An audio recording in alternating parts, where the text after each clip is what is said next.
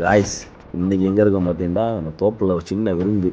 அப்புறம் என்ன பயிர் நம்ம தான் சமைக்கணும் அப்படின்ட்டாங்க.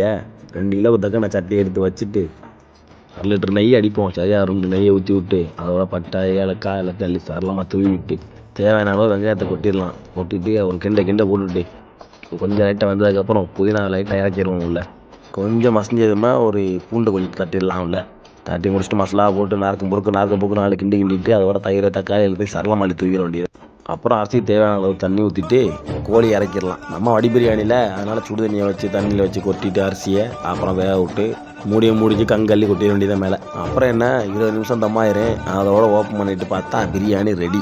அப்புறம் கோழி அள்ளி பொரிச்சிட்டு சின்னதாக ஒரு டான்ஸை போட்டுவிட்டு ஒரு சாப்பிட்லான்னு சொல்லிட்டு பிரியாணி எடுத்தாச்சு. பாருங்கள் நீங்களே எப்படி இருக்குன்னு சொல்லிட்டு. ஒரு 6 பேர் உள்ள விருந்து.